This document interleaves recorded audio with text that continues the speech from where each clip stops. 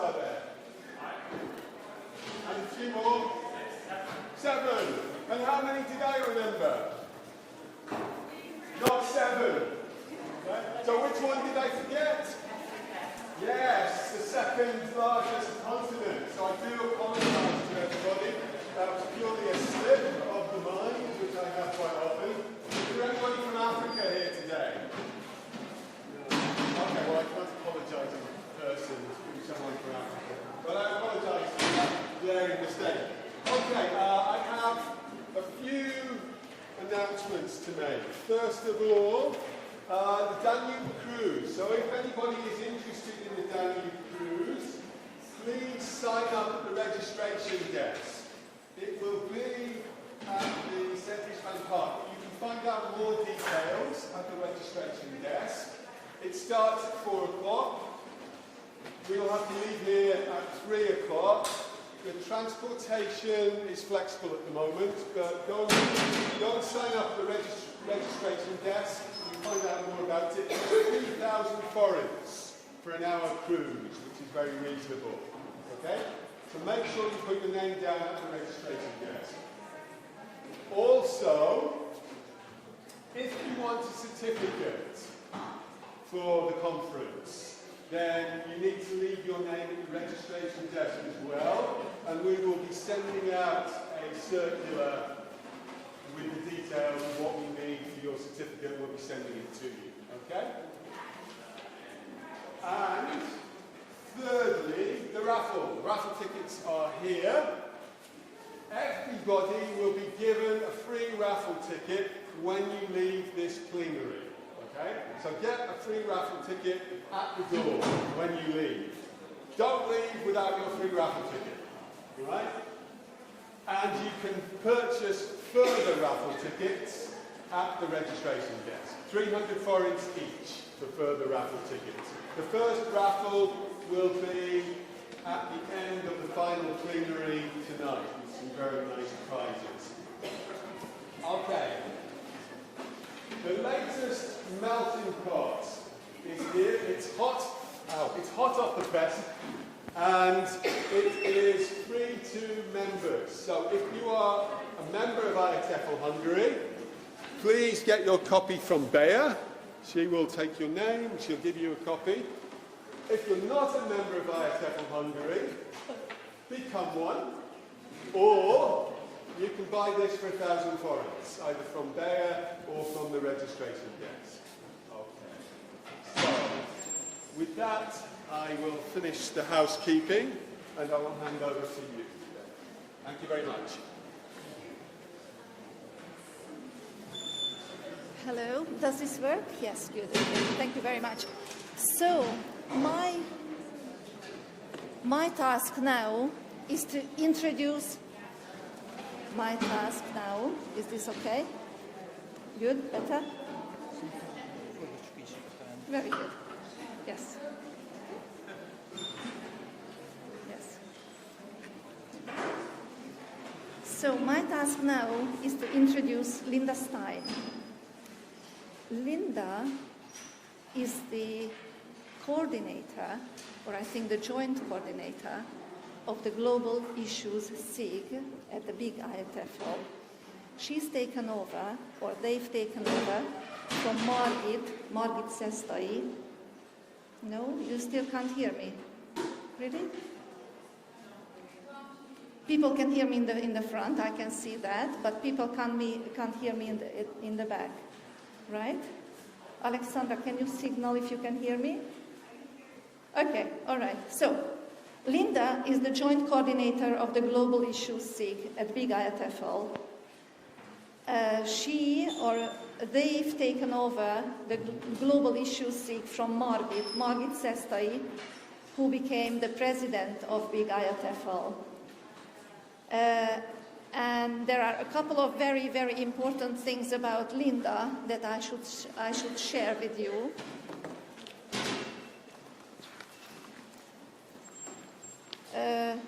Linda loves her present job teaching CELTA and multicultural ESOL groups in London. She's taught and trained teachers for over 30 years in the UK, Brazil and Japan, and more recently for short periods in Africa, the Calais refugee camp, and Greece. She's recently written The Global Justice in Easier English series, The New Internationalist, and Why Global Issues. These copies will be offered at the raffle tonight and tomorrow. She runs the New Internationalist Easier English Wiki and is joint coordinator, as I already said, at the IATEFL Global Issues Special Interest Group. When you look at Linda's pictures, because sometimes she shares her pictures with us, you can see that she travels widely. Sometimes she pops up in Portugal, sometimes on the Adriatic, or here and there. And I thought that we would do a little game now with you before I hand it over to Linda, and I'll just ask some questions. If you think it's true, please put your hand up, and if you think it's not true, then don't put your hands up. So, Linda's got 3 children.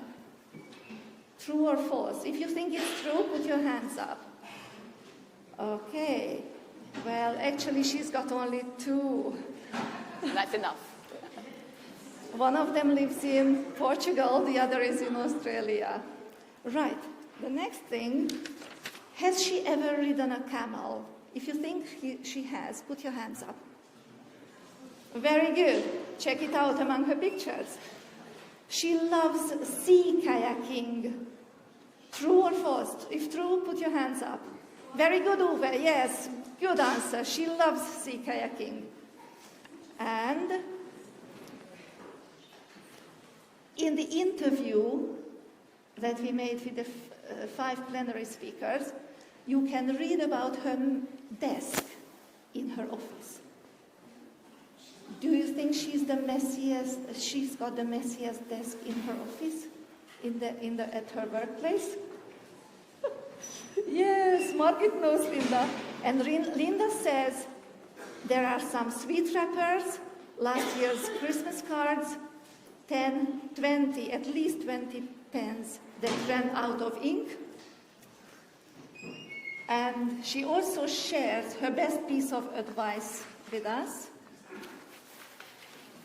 which is, she says, when I was working many years ago as a tourist guide on a 28-day coach trips around 18 countries of Europe, one of the drivers said, "Stop trying so hard. However hard you try, you will never be able to please everyone all the time." So I pass it over to Linda Ruas.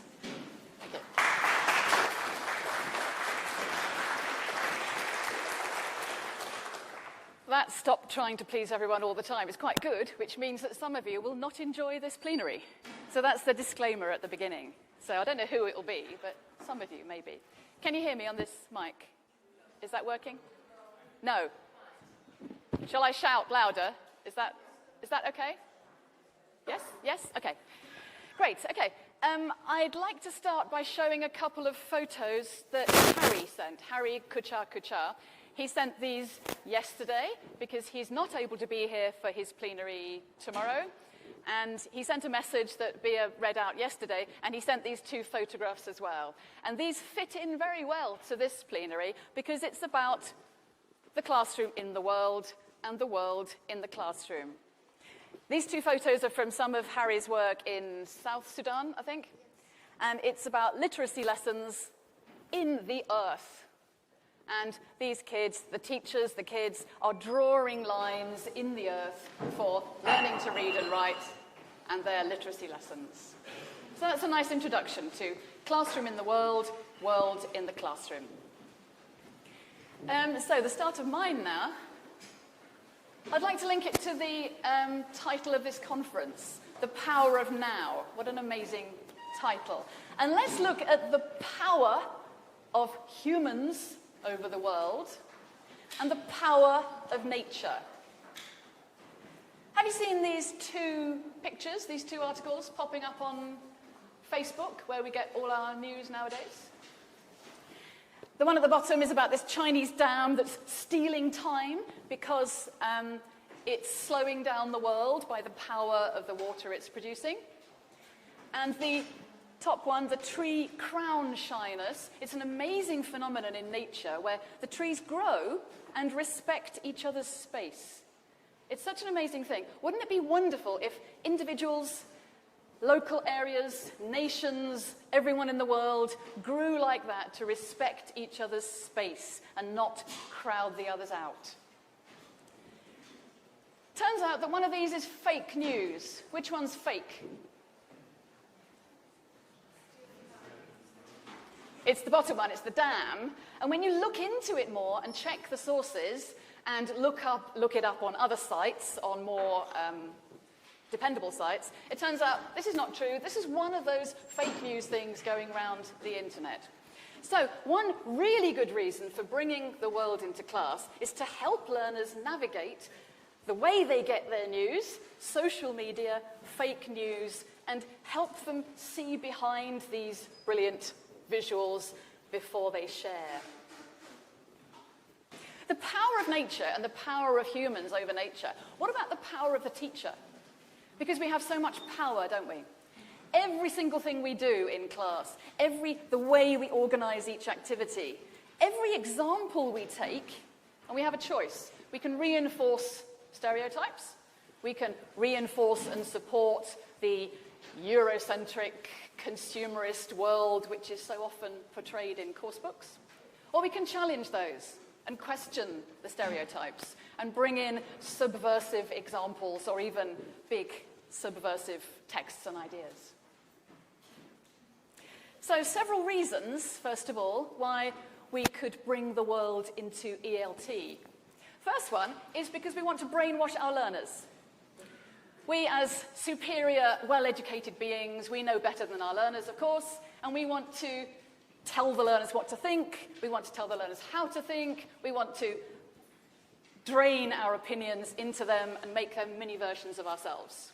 Is this true? Yes? No, it's not true. But we have to really guard against it, don't we? Now, this is a really big problem with bringing global issues into class, and we have to make sure that we're not doing this. How do we do that? Okay, we have to be aware, don't we? Be aware of our power, for a start. Be aware of the way we're organizing things to let learners respect each other's opinions, bring their own ideas into class, and make sure it is not us brainwashing our learners. Another reason why we could bring the world into class, how about teaching twice as much? So we could teach the language and teach something else as well at the same time, so they get double their value for money. And we could do this via CLIL, the Content Language Integrated Teaching. So we could do language and the world, which is a bit too big. So let's break it up into a few different global issues that we could teach about. Which of these do you do in class? Which of these would you do in class? Which of these wouldn't you do in class? Tell the person next to you.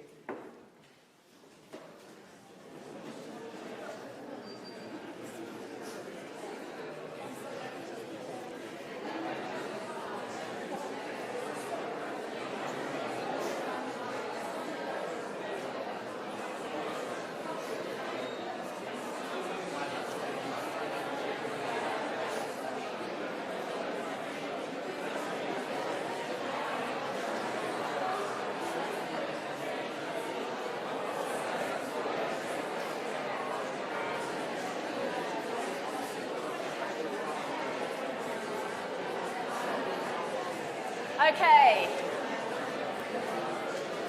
Okay. So some of these are quite mainstream now, aren't they? Several of these are in course books. Several of these we find in course books now. Sustainability is in most course books now, isn't it? It's become quite mainstream. It's something that people don't argue about. Some of these are quite vague, like maybe apathy. Some of these are interpreted very differently in different areas of the world. For example, my students the other day were saying, we're not interested in feminism because we're all happily married. And I couldn't understand what this meant. They were Ukrainian, and I don't know what happens with feminism in Ukraine, but apparently happily married people are not interested in feminism. So we had to redefine the whole thing. Some of these are quite uncomfortable, aren't they, to bring in class? Some of these could be downright dangerous to bring into class. In the wrong context, if you're teaching children, maybe in various countries of the world where you're not allowed to talk about them, and the teacher could get sacked, the students could get into trouble. So we really have to be careful about this as well as the idea of brainwashing our students. So we have to think carefully. All of these topics I think I could bring into my class. I teach ESOL students in a college in London, and this is asylum seekers, refugees, and long-term migrants. And these are such huge problems in their areas of the world that they feel very valued that we bring them into class and talk about them in global contexts. But I think I'm lucky working in that context where nothing is too dangerous or difficult to talk about. Oops. Oh, and then we have these. What are they? These are those parsnips that you might have thought about looking at those topics. Some of these don't appear in course books. Why not? This is because the publishers, of course, don't like these parsnips. The parsnips are politics, alcohol, religion, sex, narcotics, isms, and pork. And these are the really interesting things to bring into class, aren't they? These are the up-to-date things, the things we can get passionate about, apart from pork. I can't understand anyone getting passionate about pork, but there you go. Why don't publishers bring these include these in their course books? It's because, of course, they could be too contentious. They could get people into trouble. They could be too difficult. They could not make people buy their course books. And maybe they date too quickly. But this doesn't mean we shouldn't bring them into class as well. I think teachers are often conditioned, because they haven't seen these issues in the published materials, to think that we shouldn't bring them in class ourselves as well. And lots of teachers I teach with in England say, oh no, I wouldn't bring that into class because it's not a typical course book topic. But as soon as we realise that it's only the publishers that are restricting them for their own good reasons, of course we can bring these things into class if we know our students, we know our context, we're sensitive about the way we bring them in. These are some of the things I've heard about those type of topics. And again, we need to think about these. If it's going to upset too many people, we need to think about whether it's worth bringing into class. If it's dangerous, I don't agree that we shouldn't bring heavy topics into class. Some teachers think we should only bring light, fun topics in. Of course there's room for them. Of course it shouldn't be depressing. But we can focus on solutions of some of these massive big problems instead of just the problems. And of course we can intersperse them with student-generated, student-centred, fun, humorous topics to balance out the course. I think some of my best lessons have been the lessons about things I don't know much about or didn't know much about before I started teaching. I get bored quite easily, and if I'm teaching the same lesson over and over, I'm sure the students pick it up and feel that. If it's something new, it's relevant, it's only just come out, I'm much more passionate about it and share that with the students. I think that they catch it too. The idea about being too political, one of my students said the other day, "Oh no, politics again, Linda." And I said, "No, this isn't politics, this is life, this is the world, this is the future." And she said, "Oh, okay then," and got on with the task really happily afterwards. So again, it's about labelling, isn't it, what you think these topics are and getting around them to label them in a way students will happily interact. I've got a third reason here for bringing global issues into class, and this is the emancipation continuum. Have you heard of this? This has been developed by Steve Brown in Scotland, and he's nearly finishing a PhD on this topic. And this is about what you want for your students in the long term. And this is the wider issues of teaching. So this is the continuum. And it starts at this end with disempowerment. And Steve Brown says that if we exclude those parsnip topics, for example, politics and religions, from the course books, we're actually censoring the materials that students get to talk about in the classroom. Oops, did it by itself. And we're stopping students discussing these things that would empower them. So disempowerment is using only course book material where they're not bringing any potentially contentious issues into class, not letting them go anywhere near upsetting the status quo. I'll give you some examples of what else you could do to move more along this continuum. Next stage along is indoctrination. Now this could be, for example, you think, right, I'm going to teach about politics. I'll do a lesson about a text about the political system of the UK. We'll talk about the House of Commons, the House of Lords, how many MPs, where they sit, what they do. We'll do a reading text. Great, I've brought politics into the classroom. But all this is talking about how it is. All great, this is a system, finished. But we could move on to the next stage, empowerment. And this is when we're actually empowering learners to do something with that knowledge. Empowerment sounds very good, but it's been sort of appropriated by business world, where they're happy to allow you to do something within that business, but not to go anywhere near challenging the actual running of the business. So it might be good for you within your context, but it's not going to change anything. So after this text, for the indoctrination stage, we could go a stage further and do a little role play. You're the MP, Member of Parliament, you're a normal person in life, and you think of a problem that you want to see your MP about, you prepare your problem, do a role play with the MP, and see if you can solve the problem. And after that, you might feel quite empowered, that you think, oh good, I've done something about it. Has it changed anything? No, classroom task. But it's moving further along this emancipation continuum.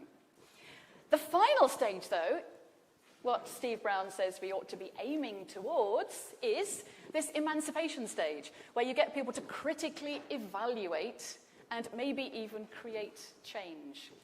So moving on from that, no politics, reading a text, little role play, we could actually put up some statistics about, for example, in my context, the statistics of the last election, which we had in May.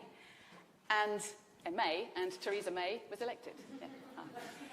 And we had the election, and for example, there were thousands and thousands of people who voted for the Green Party, but they only got one seat in Parliament.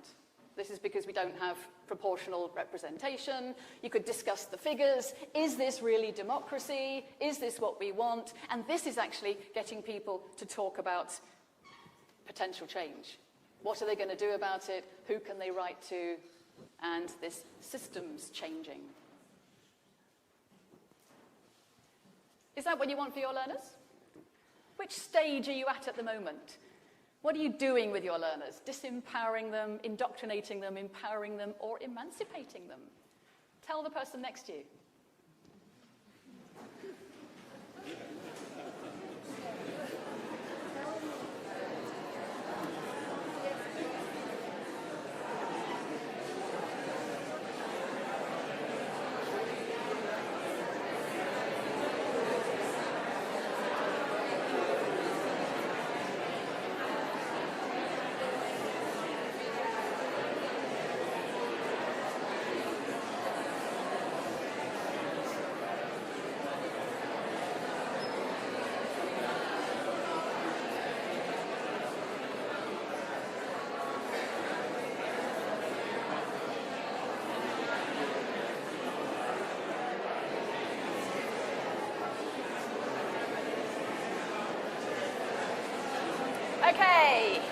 Okay. Okay, how many people feel... It's difficult.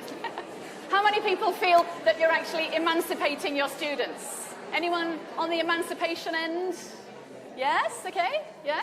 Now this is about critical pedagogy, isn't it? This is about teaching learners to be critical, bringing the sort of stuff into class which is going to challenge things and help outside the classroom as well. This is really important in the context where I teach, which is the ESOL students in London, where they're often very marginalised. They often belong to very small groups that are not integrating in society, and it's really important for them to feel they belong. There's a practical, before we go into the practical, so this idea of critical pedagogy, this brings up all these massive questions, doesn't it, about what we're doing and why. Is education inherently dangerous? Of course it is. We're bringing up ideas to educate people, to teach them things they didn't know before. How far can we go? Who's transforming who? Are we transforming as well as the teachers? This critical pedagogy started by Paulo Freire, is it still relevant today?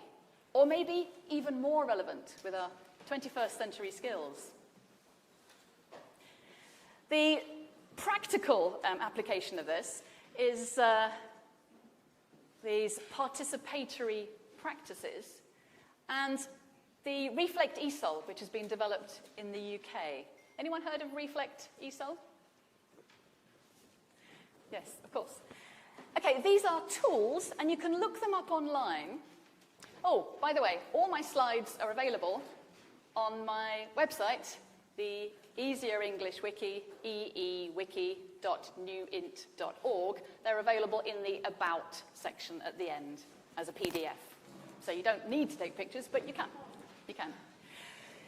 Reflect ESOL has developed all these participatory tools and techniques which are brilliant for using in class, especially with, for example, marginalised groups to structure discussions around graphic visual images. So, for example, we can do a picture of a tree and have the causes as the roots and the effects as the branches of a teacher strike. For learners to group together around a big sheet of paper and discuss their ideas and come to some sort of understanding.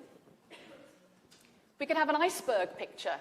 For example, they haven't been treated very well at the local doctors. And this is the bit above the surface in the iceberg. What is below the surface? Maybe racism, maybe anti-immigration rhetoric, maybe politics, maybe right-wing newspapers. All of these things that feed in, which students, as a participatory task, can feed in and discuss. There's a river tool. We've done things about their journey to the UK, things they've come across, barriers, how they've learned, how they've regressed, for example, and what they need at different stages. And instead of a Venn diagram, they call it a chapati diagram, which is very nice. Power structures overlapping. I've got a couple of pictures here of, we did a Brexit tree. And it's really important to help learners understand, in the context of where we're living, the causes of the Brexit vote on the roots. You can do it with Post-its. They can write on the page. The effects of Brexit, if we ever get it, we don't even know. It's in doubt now, isn't it? So, another Brexit tree up there, and a river of the student journey. Brilliant to put up on the wall, brilliant to structure conversation. They can do presentations about them. They can go around looking at each other's, and a really good participatory tool to maybe emancipate our learners. And the fourth reason to bring global issues into class, it's 2017. So this is all about the 21st century skills and how interconnected and interlinked we are. So we know now that if we use face wash with those little microbeads in, I can use them on my face quite happily. They go into the sea, go into the ocean, go into the fish, and someone on the other side of the earth eats a fish with microbeads in it. We know that if I use plastic bags, they go into the sea, they get washed up, they get put into landfill in Nigeria or Bangladesh, where we send all our waste to. And we can't get away from these facts anymore. They were all interlinked, so much more than before. We have to engage learners with these issues because they need to know about them in English as well, because on social media there's so much stuff in English that we need to guide them through the minefield, maybe. If we're passionate about some of these really, really important concerns, they can maybe pick up on that passion and take these ideas further. But the question then is, where are the boundaries? Where is the ethics and morals here? Who's right? Who's wrong? If I'm not going to brainwash my learners, whose view do I take? Mine? Yours? Recent research in England said that more than 50% of people in Britain now say they have no religion. And it used to be that religion was the framework of what's good, what's bad, what's right, what's wrong. And we can't accept that anymore as a truth. In my classes in the UK, I'll have maybe 4 or 5 different religions. Brilliant for discussion, not so good for providing an external framework for what do we judge things against, what's right and what's wrong. So we need to find some other frameworks, not just our own views. Personally, I read The New Internationalist. It's an independent publisher, and they publish issues every month, and I simplify these on the Easier English Wiki and write lessons about them, and these books about them, yeah? Okay, but these are their topics, they're the researchers, they're the journalists, I trust them, I don't have time to go into these issues so much, so I take their publishing and present them for my learners. There's also British values. What might these British values be? Standing in a queue, fish and chips, having a nice cup of tea. That's a good one, actually. Cup of tea solves every problem. It's not them. They're British values that we all have to teach now in government, state schools in Britain. These are the British values they decided on, and this is what we have to teach in primary, secondary, college schools. How British are they? Could they be Hungarian values as well? It's not very British. Well, it is British because this is the values we agree to teach and to follow, but they're very international, aren't they? But this is what our government have decided. These are British values. We have British values lessons, and we have to teach them. It's a brilliant excuse to bring in respect for other religions, for other, all different othernesses that we have within our students.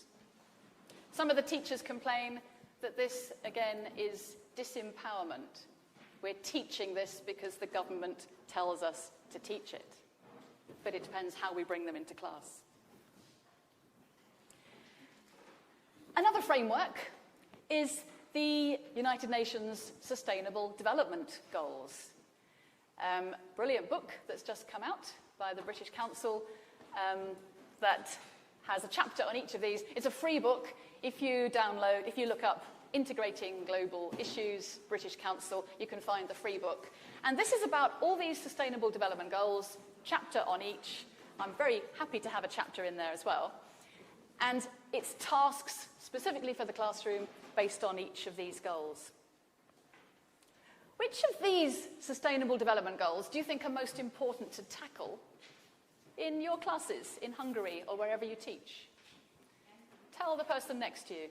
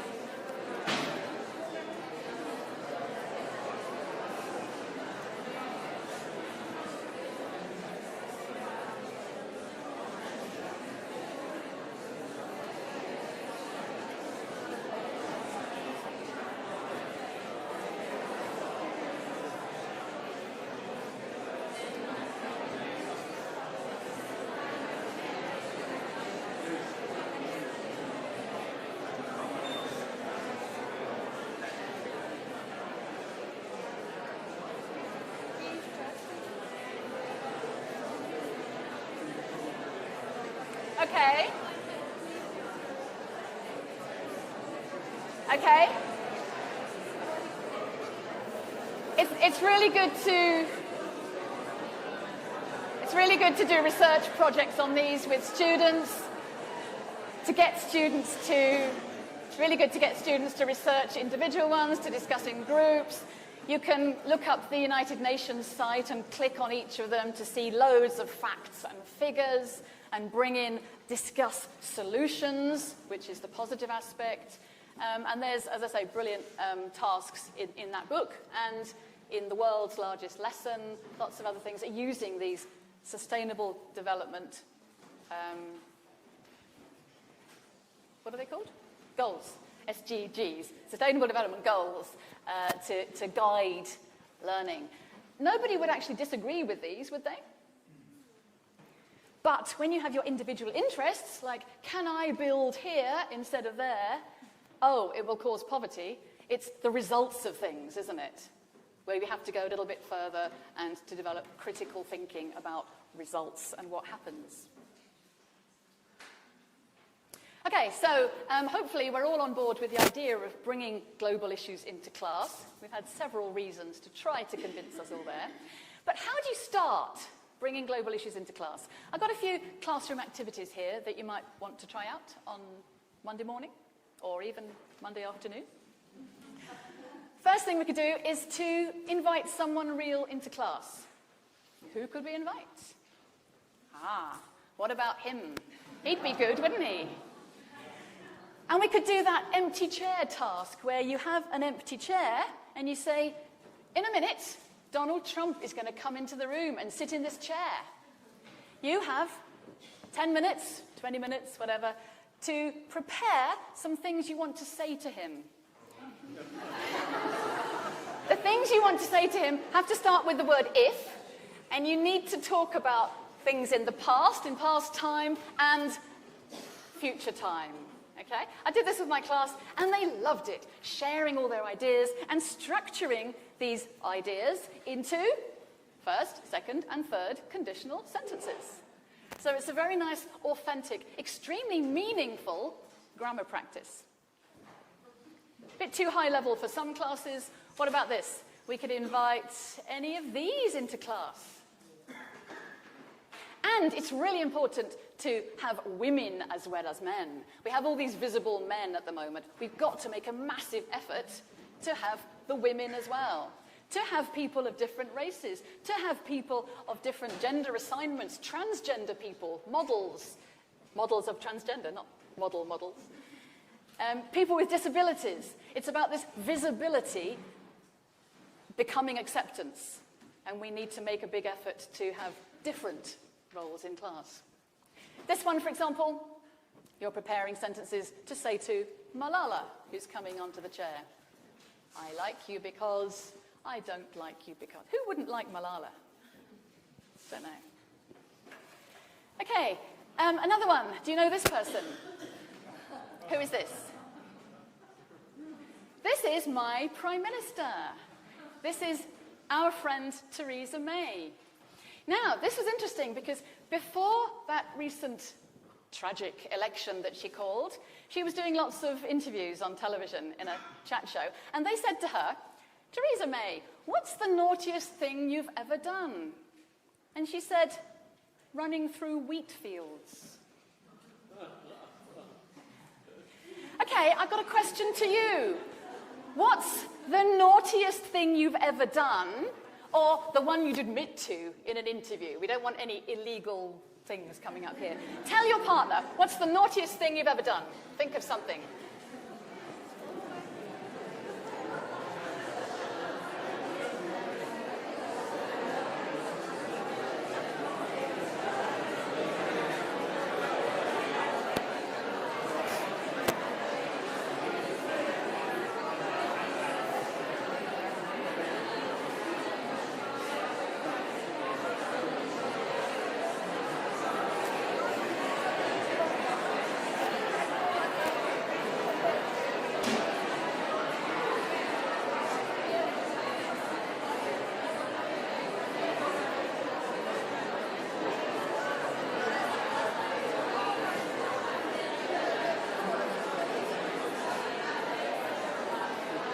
Okay.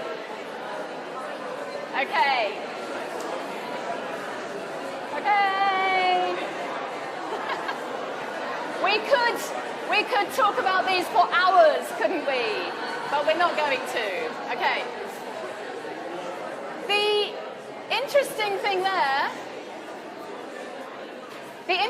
there is the way your faces lit up when I asked you to think about your naughty things. And that always happens in classes if you do this. So tell each other about the naughty things you've done. You see people's faces. They really do light up and smile and laugh and come alive as you remember these exciting, naughty things you did when you were a child. So you can get hours, days, weeks of classwork out of this. You can get them to tell each other, interview each other, write, guess who wrote it, create gap fills. You can go on for weeks, hours with just this naughty task. But then we could go on and they say, Linda, what about your naughty things? What have you done? And I can say, oh, here are some examples of naughty things I've done. Which do you think is the naughtiest? And we get them in groups to rank them. Okay, tell me, which is the naughtiest? D? D? Well, yes.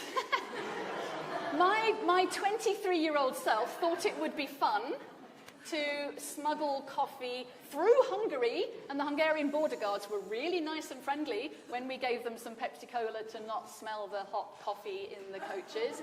And I didn't make any profit out of it. Does that make it better? It was the people in old Yugoslavia who needed the coffee for weddings, and it was exciting. I didn't get caught. There we go. What else is naughty? A? Not really, because he was really nice and we had 2 children together. We are divorced now, but it was a great marriage and I went to live in Brazil for 10 years. Yeah? While it lasted, it was great. Just like an arranged marriage, but we arranged it. Yeah? What else is naughty? E?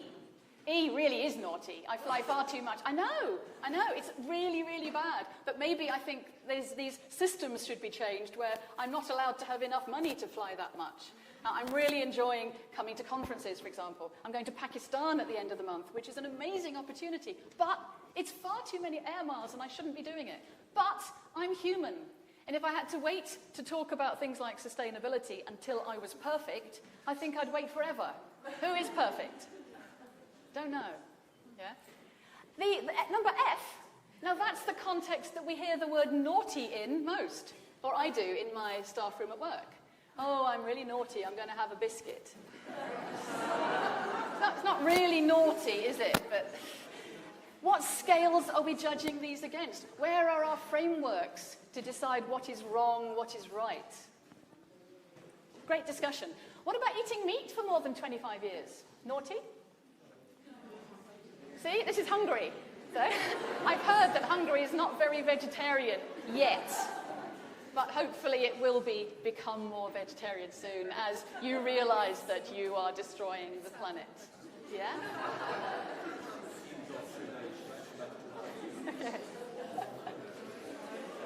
Okay, so they can rank mine, and then we can come back to, our friend Theresa May, and look at some other things that she's done. Which ones do you think are naughtier? And then we can say, what's this? Is this rampant left-wing propaganda? Or is it true?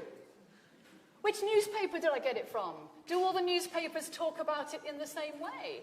Are there positives and negatives to each of these that we can discuss? For example, selling arms to Saudi Arabia is brilliant for the UK. We get loads of money from it. Brilliant. We create loads of jobs. If we didn't sell arms to Saudi Arabia, lots of people would be unemployed. Wouldn't that be terrible? We create really good relations with Saudi Arabia, which is brilliant for world peace. On the other hand, they're using our arms to bomb Yemen and to kill many, many innocent children. And you might pick up from that where my sympathies lie. And it's really difficult to talk about these global issues without giving away what you feel. When I was trained, I was told never to talk about my own opinions, only let the students talk about them. But I can't be myself without talking about my opinions sometimes, and I don't think that's a problem as long as I respect other people's opinions, give them a chance to contribute, have for and against discussions, don't impose my own opinions, because I am a human and I want my learners to be human and I want them not to be afraid to give their own opinions too. That's the end of Theresa May. Ooh, hopefully. Okay, another way to bring global issues into class is the special day lessons. Margaret mentioned these at her session just now, and it's a brilliant excuse to bring in special days, to bring in global issues, to take a special day, do a special occasion. And if you look at the GSIG website, there's a brilliant section of the special day lessons. What about this special day? Do you know Earth Overshoot Day? This is very interesting because it's the day of the year where the Earth uses all the resources it has available for that year. Now, back in 1970, it was the end of the year, 31st of December. Fine. We used the resources we had. Fine. Finished. Look where it is now. It's something like the 3rd of August. So that day is creeping further forward in the year, every year. And now we've used them already. What are we using now? We're using next year's, the years after.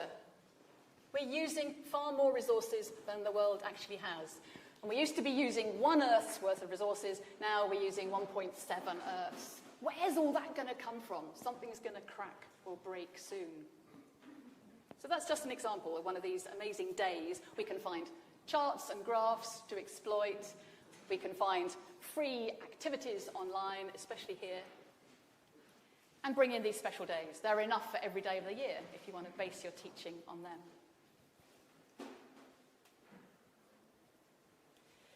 What about global issues in grammar? Now, we could do huge, big, bold, authentic contexts. Some of my New Internationalist, Easier English wiki lessons do, for example, a lesson on Rana Plaza, the clothing industry, which collapsed. And I got students from Bangladesh, and they love doing this lesson because it values them and their culture, and it gets them to talk about what's happened and where our clothes come from and the production process. Women in the veil, really, really important topic in Britain at the moment, in a lot of Europe. But this is a lesson about a Catholic nun wearing a veil in India who wasn't allowed to take an exam because they'd had people cheating, smuggling in things under veils, and they wouldn't allow women wearing veils to take any exams. She decided not to take the exam and failed her degree. But that's about decisions and identity. And sometimes it's useful to take these big global issues out of the local context, talk about somebody else somewhere else, and then think about or relate back to them later. What about this subversive pronoun dictation? We could say these, they could be related to a particular grammar topic, or we could just have it as a gap fill. What pronouns would you put in, A, B, C, D, E, without thinking too much? Tell your partner.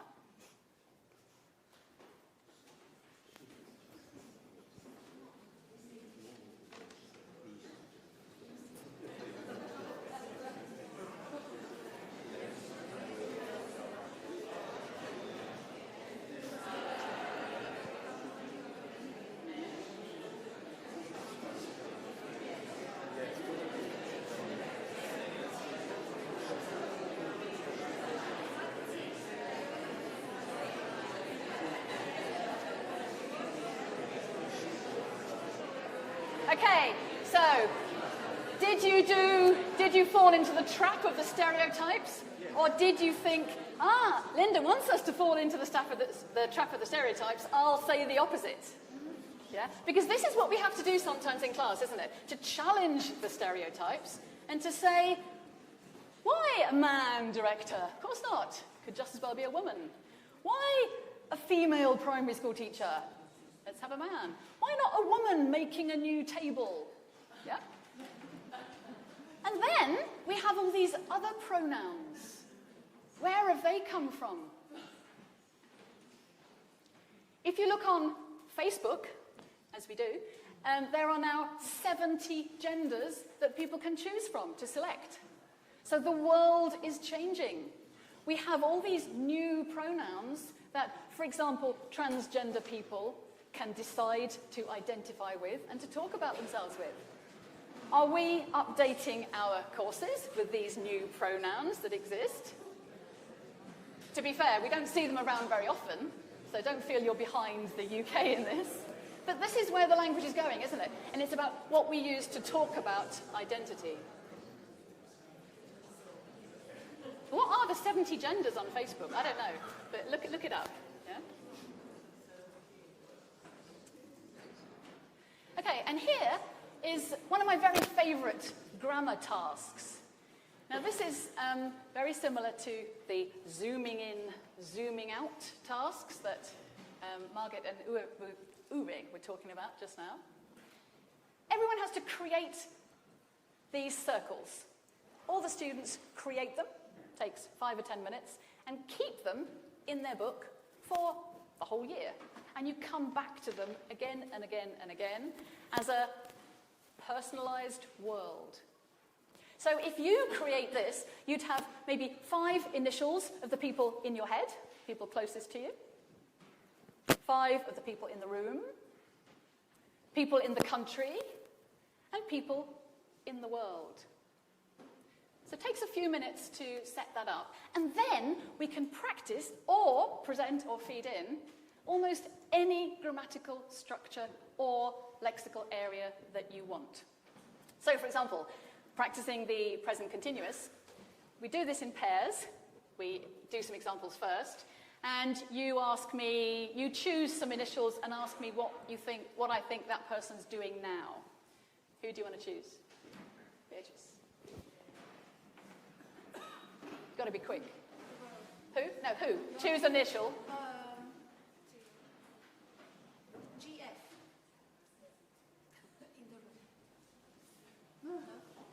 I don't know who it is. Oh, it's you. This is Gerger. Yes. I'd forgotten who I put. Yes. I'm pretty sure now, he's sitting there in the 4th row. He's eating something at the moment and chewing something, which I'm not sure is allowed in this room. Is it allowed? And he's sitting, one side his girlfriend and the other side is Margaret, and he's wearing, okay, so we're practicing the present continuous in a really real context here, okay? Now, then I would choose one of yours, and we could go on forever practicing the present continuous. If we don't know what they're doing, we have to imagine. Who are the people at the top? ASSK. Aung San Suu Kyi, of course. What do you think she's doing at the moment? Yeah, well, she's probably reading. She's probably getting some good advice. She's probably maybe having a rest or a cup of tea after lunch. Yeah? Okay, so this is people in the world, and you can zoom in and out pairs. You swap the pairs, and they do it again, and you can go on forever. What did this person do yesterday? Past tense. What do you think the person's going to do in 5 years' time? Future simple prediction. If it had rained yesterday, what would this person have done? Third conditional. Description. Okay, all of these areas, it's a brilliant tool, and you can get students practicing many, many areas. Zoom in, zoom out. What about fairy tales? I went to a brilliant session by Katarina Groblinger at the IATEFL conference about using fairy tales to challenge stereotypes. You get learners to think about their own favourite fairy tale, write a little summary, discuss them in class, discuss stereotypes and cliches, and rewrite the story. The lovely example of challenging stereotypes for skills development in writing. And this one, this is the silent discussion. I think Margarita did a session here last year. A few places, yeah. You get a massive piece of paper. Some topics are just so sensitive that people need to think a lot. They're not likely to just come out with phrases straight away. And something like modern-day slavery is one of those topics. Sometimes you have to think and discuss in your own head, discuss with somebody else before you come up with a comment you want to write down. So this is particularly successful with teenagers. Get them all around, thinking, writing their comments. Look at the discussion afterwards. Other writing ideas. Write to a prisoner. Really authentic. Email politicians. We have this site in the UK, writetothem.com, where you can get from your postcode, you can get the politician. It's really authentic. Tweets to summarize things and actually send the tweets. And then this idea of guerrilla notes. You know the guerrilla knitting? Guerrilla knitting has been proved in the UK to make areas feel more comfortable for people walking around late at night, to make it feel more of a community area, to make people feel happier and more relaxed. So imagine if you got your students to write little notes or letters and left them in different areas, just simply to make people feel happier. Speaking, we could do a PMI, which is plus minus interest, based on an Edward de Bono task. You get 3 groups in the class. You're the plus, you agree with my sentence. You're the minus, you disagree. You're the interest, you're collecting other ideas that might feed into this argument. So I put a sentence on the board. Everyone should be vegan. You collect loads of points as to why that's true. It's good experience about putting yourself in somebody else's shoes, and you can say what you really think at the end, but you're arguing for this now. You collect and work on all the points against, and you collect on all the other points which could be interesting. We could feed in articles. We could let them research on the internet. We could give them homework to prepare this task as well, if they need time. And then we get groups of 3, 1P, 1M, 1I, and they argue without any physical violence. Very good task. Lots of things like, what about voting? Should it be compulsory or optional? What about exams? Should they be compulsory or optional? What about a maximum salary? We have minimum salaries. Wouldn't it be good to have a maximum salary? Okay, receptive skills. There is so much stuff we can bring into class to develop receptive skills. TED Talks are brilliant. One of my favourites is the Ecocide talk by, you're nodding, you know that one, Polly Higgins. And my wiki with all these simplified articles. What about pronunciation? Now, how many times have you got students to repeat something which really isn't particularly meaningful? Or really isn't particularly authentic? Or they don't particularly feel very strongly about? Try radical phonology. So, we get students to think about what's really important to them, so important that they would chant it, write it on a protest banner and chant it. And then, when they've done that, we can analyse and look at and annotate the pronunciation of it. We can look at sounds, sound groups, we can look at word stress, intonation, vowel sounds, whatever they need in that context. Practice them. They can chant them themselves, others. We can keep all the banners at the side of the class and collect them and rehash them again and again and again. They can even go wandering around the school or the college. They could have a little march in the road outside, if they're allowed to. And then I was talking to a friend about this, and they said, isn't that indoctrination? And I said, I don't think so, because they are the ones that are writing their protest banners. On the right there, B, are some of the protest banners we've had in my class. And these are things students feel really strongly about. And these are the things the teacher I was talking to said that he drills in class. I think it's from the Streamlined Departures, something a long, long time ago. I can't think of anything much more useless than drilling the very vain vole, which doesn't have much meaning. And I tend to think that something like "I'd like a Pepsi, please" is more indoctrinating than students writing their own protest banners. And much more useful. Okay, so where is all this going? What happens when you bring global issues into class? Does it make learners learn more and faster? Does it revolutionise the world? I don't think there's any evidence for that yet, but I'm working on it. I'm getting some people to work on it. What I really have seen, though, there have been some small-scale, there was a project in Pakistan where they taught critical pedagogy on local issues, and all the learners passed, whereas previously they'd all failed. So there are some small-scale research projects that show that bringing the world into the classroom helps learners learn better. What I've seen is that learners are often better prepared for the world. They come across all these global issues in the world. If we keep them out of class and out of their English, they're not going to be able to deal with them. They come across contentious ideas. They have to argue. They have to put their point clearly. They usually have a higher level of active engagement because this stuff is so real and so important. And very, very often, they get more involvement in English outside class. Because these things are not classroom things. These are world things. And the more we allow them to come into class, the more they infiltrate and widen this classroom out into the real world. They can join movements. They can talk to people at home. They can find out a lot more about these things. They can get all these global connections. And there's so many materials online. Do you know Think Global? Brilliant organisation, learning for a just and a sustainable world.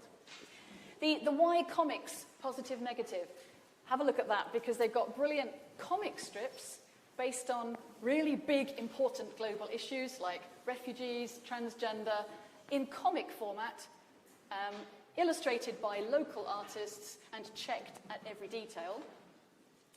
The World's Largest Lesson, Oxfam, the Hands Up Project, Teaching Across the World, Nick Bilborough's project. And there are so many more. When we bring the world into class, the class expands into the world. Even doing something simple like sport. And recently this Taking the Knee has got global headlines. Have you seen about that in the States? Where they knelt down to the national anthem? The New Internationalists, we did a lesson on that about 6 months ago. So they're way ahead of world news.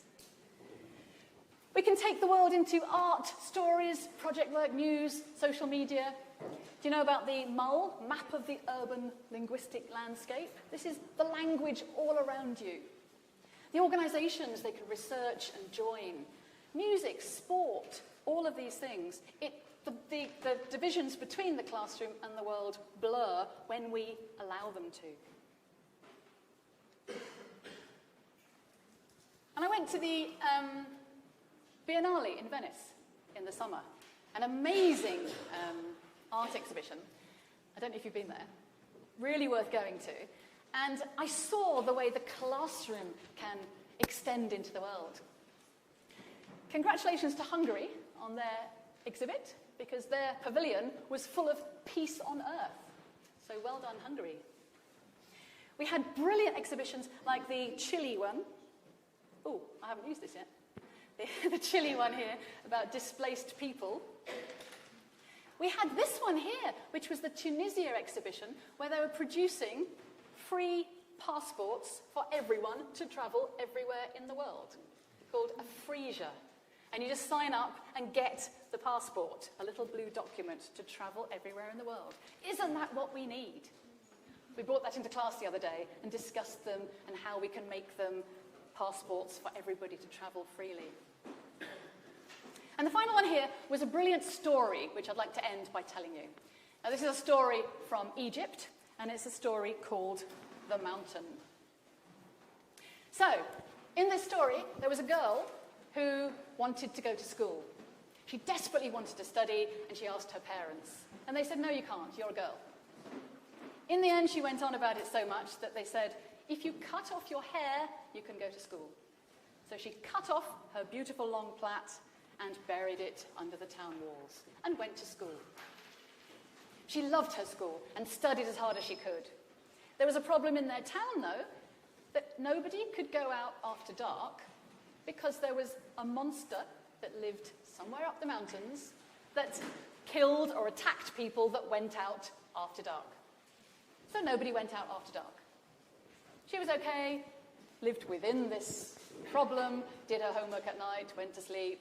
She studied, went to university, left town, went to the big city, and then she came back to her town afterwards. And she went to the meeting of the village elders, and she said, we've got to do something about this. Let's see if there really is a monster up that mountain. And after dark, she left the house, and some other people from the village followed quite a way behind, because they were quite scared. And she walked up the mountain with a huge wooden stake, walked right to the top in the dark, and the people behind were saying, what's happening? What's happening? Can you see anything? Is there a monster? Are you okay? She got to the top of the mountain, and she drove her stake into the ground and screamed out and fell to the ground. And the people down below were saying, is she alive or is she dead? Is she alive or is she dead? And that's the end of the story. Is she alive or is she dead? Tell the person next to you.